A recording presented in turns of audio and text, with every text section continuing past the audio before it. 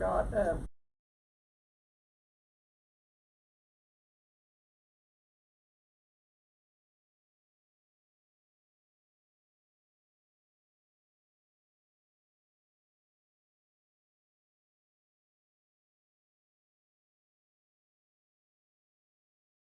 The lesson, hope in desperate times.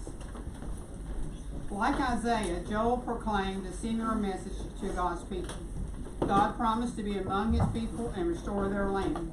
As long as they followed him, the people would never again experience shame. Today's scripture's text was written to the people who needed hope that God's presence would be evident.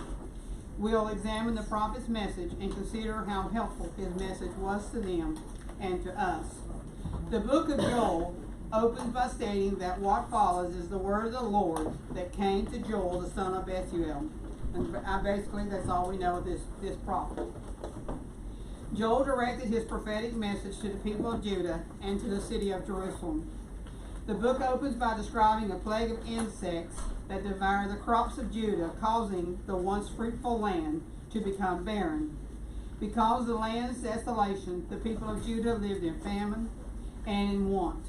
Joel interpreted the destruction as a consequence of Judah's sin and called his audience to return to the Lord and repent. The Lord saw the turmoil in the land and the suffering of his people, and though they had sinned, God still had compassion on them. He demonstrated his care by promising his people renewed substance and protection from foreign invaders or enemies. Because of God's compassion, God's greatness would be on display for his people and the entire world. Our lesson today comes from Joel chapter 2.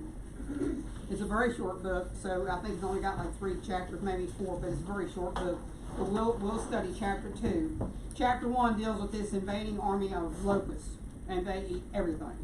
So this is where this is picking up from that. So verse 21, and we'll read 21 and 22, and Karen, do you mind reading 21 and 22? Fear not, O land, be glad and rejoice, for the Lord will do great things. Be not afraid, ye beasts of the field, for the pastures of the wilderness do spring. For the tree beareth her fruit, the fig tree and the vine do yield their strength. The command to fear not sometimes comes directly from God, and other times comes from the prophet himself. Despite the people's hardships, they could take comfort in knowing that God was present. He was still in their midst, even though they had strayed. However, the command was not directed toward any particular person or group. It was directed toward the land. That was what was promised them, the promised land. So this is directed toward the land of Judah, which had become distressed through a series of disasters that was brought about by the day of the Lord. And as you read this, you'll hear that term throughout the book, the day of the Lord. So wrath has come. God's judgment has fallen. And we see this through the locusts. Well, also eventually they will see it through the invading army of the Babylonians. So the day of the Lord has showed up. Though the land's desolation was evident, it was commanded to be glad and to rejoice. The greatness and the might of the Lord would be on display through God's acts of restoration. Even the beasts of the field groaned and cried because of the destruction of their habitats. Fire, droughts, swarms of insects had destroyed the land. The pastures and the fields laid in waste, and the land was uninhabitable for all creation, including man and beast. However, the Lord's great work of restoration would come to the creatures of the land, and the Lord's restoration of the wilderness reflects how God is connected to God's creation. Since the fruitful land would sustain animals and livestock and humans, the land's restoration brought back a renewed provision that both the beasts of the field and the human population. Verse 23 through 25, and I didn't ask, but do you mind reading? Be glad then, ye children of Zion, and rejoice in the Lord your God, for he hath given you the former rain moderately, and he will cause to come down for you the rain, the former rain and the latter rain in the first month. 24. And the floors shall be full of wheat, and the fat shall overflow with wine and oil. and 25. And I will restore to you the years that the locust hath eaten, the cankerworm, and the caterpillar, and the palmer worm, my great army which I sent among you. So with renewed restoration, both the land and the inhabitants of Jerusalem would celebrate. Because of the Lord's restoration, the people would experience the joy and gladness because of God who had delivered his people and would be their king. Thus, God showed mercy or justice to his people by allowing the return of the rains, thus beginning with the end of the drought. And we've all experienced drought, so we know we need rain to divert that drought. When the people returned to God, his justice would be fulfilled, and God would then show compassion. The result of renewed seasons come in the early rain or the former rain and in the latter rain. And both of these two periods would now occur in their agricultural cycle. The land will return to the natural cycle of the rainy and dry seasons and would experience no more drought, which came as a result of the people's failure to follow God. Drought results in famine, which was also a consequence for the people's failure to follow God. By promising a return to consistent rainy seasons, God showed that he is faithful to his care for his people and also for the land. He would treat his people rightly as his justice poured down on the people and led to salvation. The land's restoration would be evident. Wasted fields now flourishing with threshing floors full of wheat. Wine and oil would now flow because of the bountiful harvest. Thus, the goodness of the Lord was displayed for his people through the wine, the oil, and the wheat, all substances for everyday living. And finally, through this imagery of a great army, Joel described two major invasions.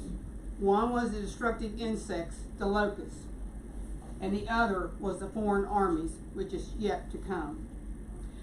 Although Joel portrayed these two destructive forces, God's people would rejoice because God had not discarded their suffering.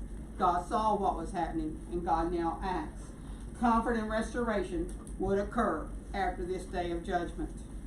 In 26 and 27, surely.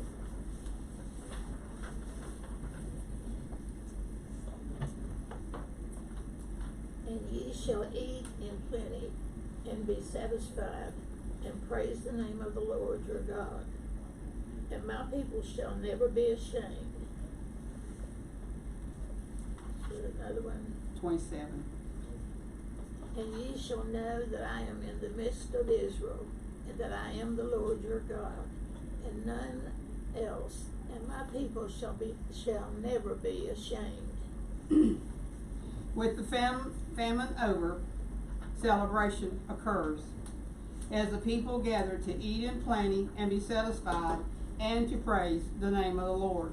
The restoration followed God's history of working wondrously for his people as God demonstrated his covenant love to his people despite their sinfulness. To be ashamed had a communal dimension, not merely an individual feeling of inadequacy or worthlessness, but considered by others as lacking honor and dignity, the result of covenant disobedience. The land's destruction put the people in a shameful position of not being able to care for their basic needs. Furthermore, besides that part of the shame, the physical shame, came a spiritual component of shame. God's blessing would be with, a spiritual component. God would be with them. He had been with them, and he was still with them. He had not left them, but they had left him. And they had left him because they looked at the world. They saw idolatry. They saw what the nations around had, and they wanted that. And so because they looked at idolatry, they opposed God and his word, and God took his hand off on them. And that's how you get the day of the judgment. Wrath will come, and it's because we stray from God and we say we don't need God. And we need him desperately. As I titled my lesson, Hope in Desperate Times.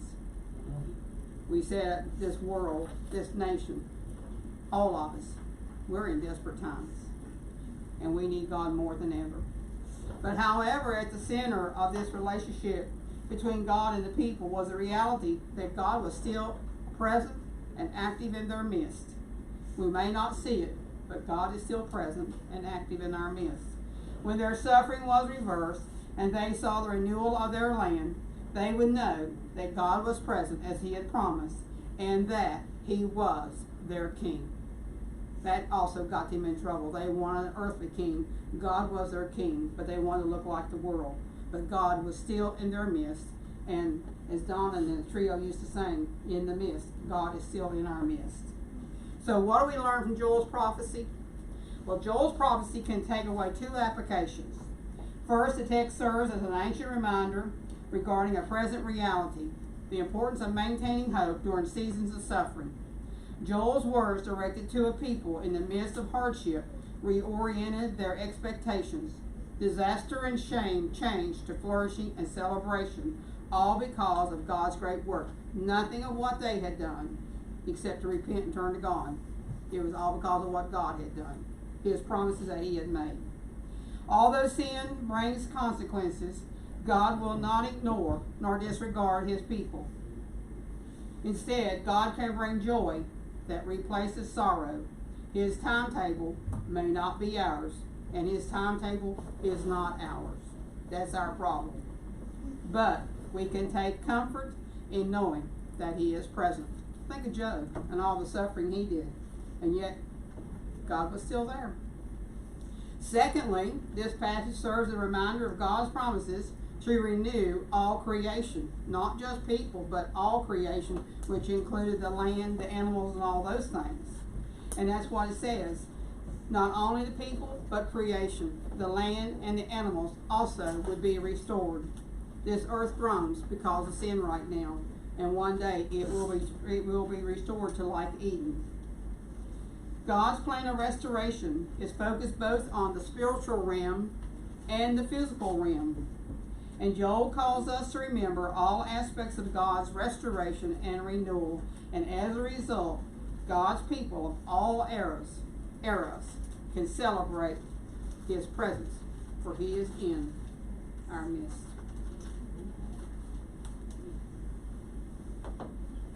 Eva, can I ask you to close us in prayer? Father, we're thankful this day for your word, because we can search it out and we can see all the examples of what our lives are like when we turn our backs on you and we go our own way. And Lord, we pray that as a people that we would confess our sin and humble ourselves before you and seek your will instead of our own, that our nation might be healed again, that our church might draw closer together, that we as your people, Lord, would be always seeking your will instead of ours. We ask that you would just show us your way, and we thank you for all that you do. We thank you for answered prayers. We thank you when we see you in the midst of the things that goes on in our lives, and we see your hand. We're so grateful. Help us always to look to you, and now forgive us of our sin when we fail. In Christ's name I pray. Amen. Amen.